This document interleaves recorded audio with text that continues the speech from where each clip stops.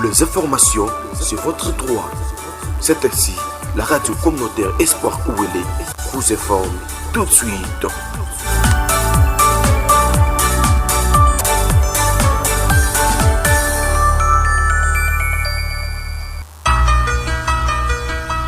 Les informations. Radio communautaire Espoir Ouélé.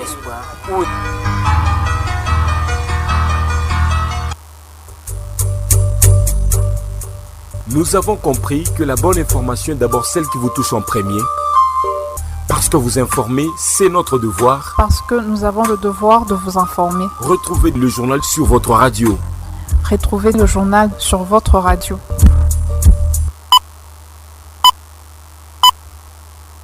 Le journal vous est présenté par Joseph Kobal.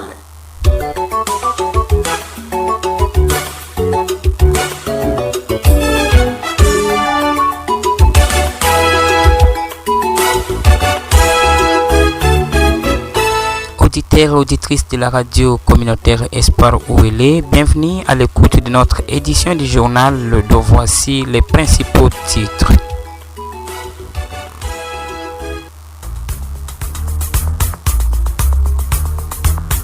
Évasion spectaculaire ce mercredi après-midi à la prison centrale du Ziro dans la province du Haut-Ouélé. Le bilan est de 5 morts et 27 évadés à suivre dans cette édition du journal. Dossier réclamation de salaire à la Caritas. L'abbé Langui, responsable de la Caritas, est attendu dans cette édition. Et nous nous rendrons à Faradj pour vous parler du cas de meurtre d'un jeune garçon victime de meurtre par des hommes non autrement identifiés. D'autres informations sont également attendues dans cette édition, y compris le sport. Dans la toute dernière partie, dames et messieurs, retrouvez le détail de tout ceci dans une poignée de secondes seulement avec Joseph Kobal sous la mise en onde de Cyril Mbouma, la réalisation d'Emmanuel Oguigno et la coordination de Étienne Ballot, tous supervisés par Awani Mouamar. Bonne condition d'écoute. Espoir Ouélé, la chaîne populaire Il 10-0. Excellente condition d'écoute. Dames et messieurs, une fois de plus, salut et bienvenue dans cette édition. Je l'ai dit au départ, évasion spectaculaire ce mercredi après-midi à la prison centrale du Ziro dans la province du Haut-Ouélé. Le bilan provisoire fait état de 5 morts suite à des balles perdues et 27 évadés et plusieurs autres personnes grièvement blessées. Le directeur de la prison centrale du Ziro, qui confirme l'information à votre média, rassure que l'incident s'est produit pendant que l'on s'apprêtait à donner de la nourriture aux détenus. On l'écoute dans cet extrait réalisé par la presse iziroise. Il y a eu bien sûr évasion massive à la prison centrale du Ziro. C'était l'heure à laquelle juste on voulait faire entrer les repas dans la détention. Quand il a ouvert la porte de la cellule, les détenus qui étaient à l'intérieur ont tiré la porte et c'est ainsi qu'ils se sont évadés massivement. Je vais décompter 5 décès, au moins aussi 5 blessés graves qui sont présentement à l'hôpital général de référence d'Issiro. Nous sommes en train de poursuivre l'appel nominal, mais jusqu'à présent, 27 évadés. J'ai toujours écrit, j'ai toujours demandé au gouvernement. La prison centrale d'Issiro, telle que vous l'avez constaté, c'est une prison qui ne répond pas aux normes d'une prison qu'on doit maintenir les gens. Il n'y a pas de clôture, vous le savez. Où en est-on vu une prison qui est sur la route principale? Pas de clôture. Vous ouvrez la porte directement, vous êtes en face des détenus.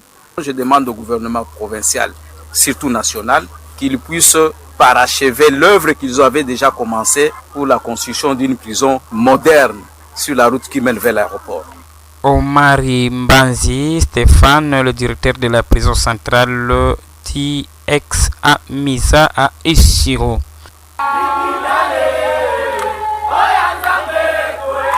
C'est par cette ambiance qu'un groupe d'enseignants payés par la Caritas ont pris d'assaut les installations de la Caritas ce mardi 18 juin à Issiro pour réclamer la paye de leur salaire de 2 mois, soit le mois d'avril et le mois de mai. Contacté sur les lieux, Emmanuel Languicu, l'abbé, coordinateur de Caritas, s'est vite expliqué à la presse dans cette interview. Suivez-le.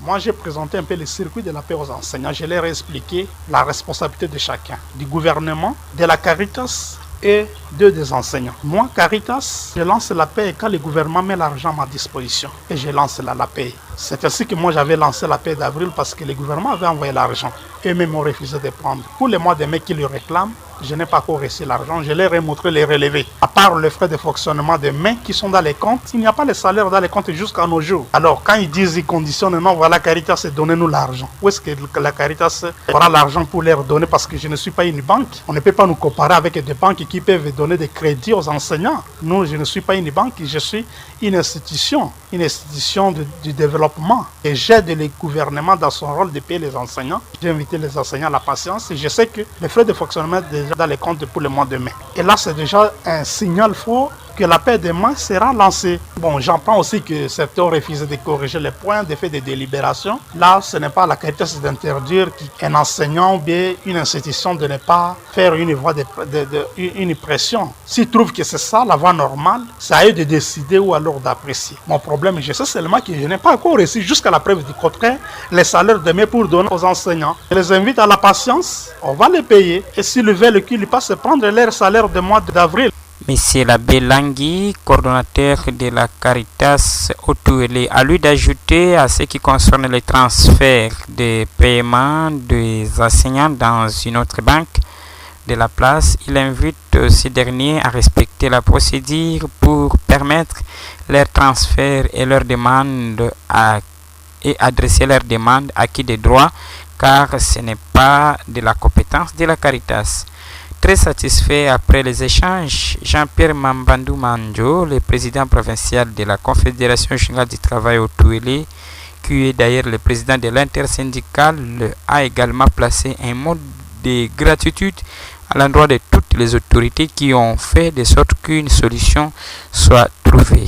Suivons-les. Nous avons salué l'unité de nos autorités à partir des répondants de Provet étaient présents, le directeur de Dinacopé présent, et les membres du conseil de sécurité. Nous disons merci à monsieur le commissaire professeur de la police qui était avec nous et les membres du conseil de sécurité qui ont honoré notre activité aujourd'hui dans le cadre de pression. Et nous remercions particulièrement les autorités, tant provinciales, de leur façon de nous écouter. Ils ont reconnu notre revendication qui est légale. Et c'était bien passé et pacifique. Et ce qui est important, les enseignants, après cet entretien, ils ont accepté de toucher leur salaire du mois d'avril. Alors nous sommes encore fiers d'être informés à Dungu, ils ont déjà touché leur salaire du mois de mai. Nous espérons qu'avec les démarches que nous allons conjuguer ensemble avec la Caritas et nos autorités provinciales, politiques, administratives et sécuritaires, ça va aboutir à la raison. Je pense qu'ils sont présents. C'est à l'issue de l'Assemblée générale que nous avons décidé, ils sont là, ils sont en train d'attendre les salaires pour toucher le mois d'avril. Il n'y a pas eu notre contradiction. Les propos de Jean-Pierre Mambandou ont été recueillis par votre média. Espoir où il est, la chaîne populaire il dit zéro. Excellente condition d'écoute. On parle également politique dans cette édition. Affaire bagarre avec le ministre provincial révoqué. Maître Louison Muzengue brise le silence et crache certaines vérités inédites sur les faits. À travers une interview exclusive réalisée avec le média en ligne Ati Polémique TV, qui a connu également la participation de certaines radios locales, Maître Louison Muzengue s'est expliqué par rapport aux altercations qui l'ont opposé avec le ministre Atibasai Mutupeke, qui a été révoqué par le gouverneur de province. Retour sur l'extrait de cette interview au micro de votre média. Non, aujourd'hui, il ne peut pas dire qu'il y a telle ou telle personne. Moi, par exemple, il va dire que moi, je l'ai tabassé. C'est faux. Vous êtes témoin que sur la plaque publique, les dimanches, il est passé aux aveux. Il y a des écrits sur le CPJ où il dit m'avoir rossé, m'avoir donné des coups. Et d'ailleurs, il a dit que ma tombe était déjà organisée. J'ai des preuves. C'est un genre de ministre Donc nous avons simplement regretté le comportement. Un ministre qui n'a pas de poids, qui ne se donne pas un poids par rapport à sa qualité. S'il est révoqué aujourd'hui, c'est pas moi. Les propos de Louison Mozengue au micro de votre radio. Poursuivons à présent avec cette information, cette fois-ci dans le territoire de Faradje. Décapitation d'un jeune Andolomo en territoire de Faradje à la base d'une vive tension. C'est mercredi matin sur la route Arou-Dourba. Les membres de la famille de la victime venus du village d'Avoura ont incendié plusieurs maisons et saccagé les installations de la police nationale congolaise de la place en guise de protestation contre cette tuerie. Les principaux suspects et un OPJ de la police nationale congolaise qui a été vite arrêté et transféré à l'auditorat, indique M. Arakayo, le chef du village Ndolomo, qui a été joint au téléphone par la presse. Suivons-les. Selon l'explication,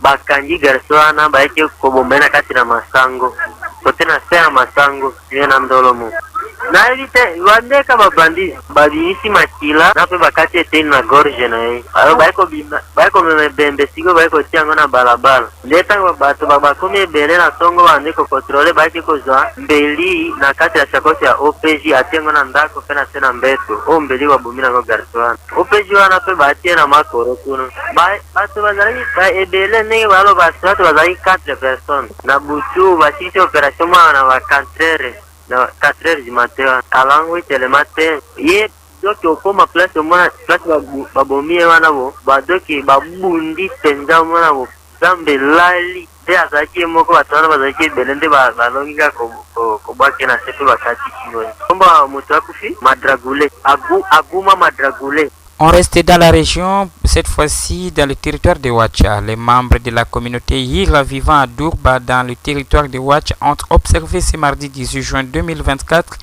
une journée de deuil, de méditation et de prières en guise de compensation avec la population de l'est du pays victime des massacres depuis plusieurs années.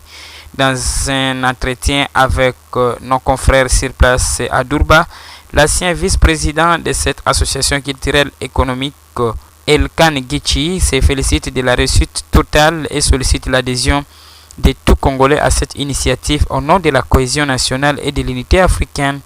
Par ailleurs, il appelle le gouvernement central à prendre des dispositions pratiques afin de contraindre l'ennemi de la paix au Nord Kivu et en Ituri de cesser avec les massacres des innocents.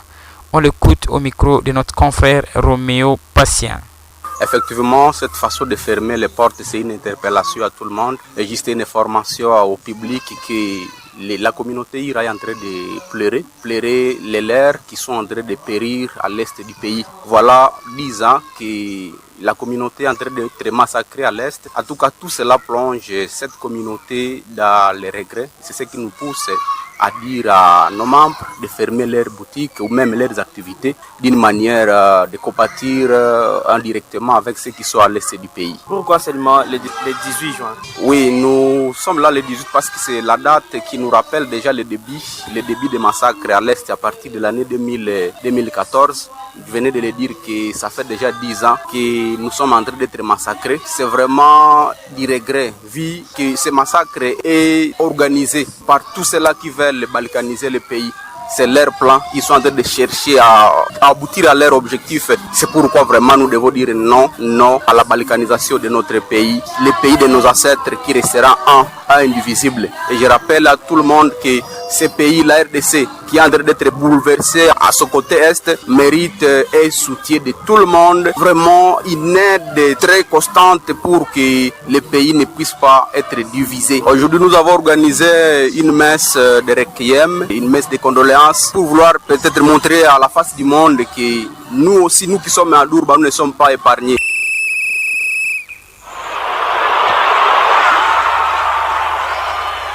C'est la page sportive qui vient boucler complètement cette édition, dames et messieurs. On revient sur les actualités sportives dans ce reportage qui signe notre collaborateur Pascal Anihili.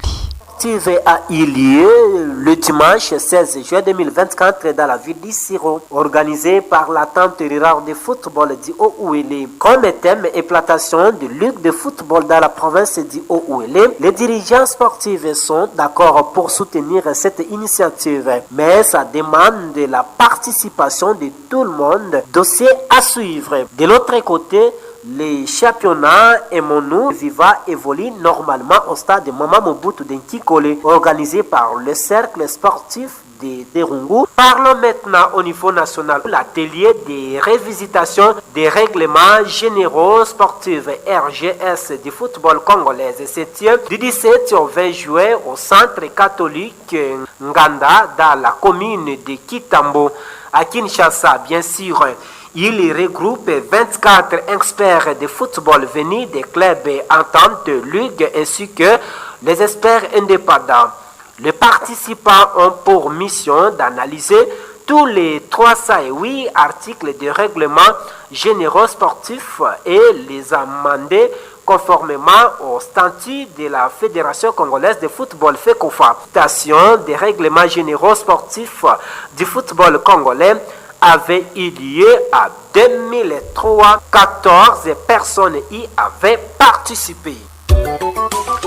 Mesdames et messieurs, auditeurs et auditrices de la radio communautaire Espoir Ouélé, c'est ici que se referme totalement notre édition du journal sur votre fréquence. Merci à vous de l'avoir suivi.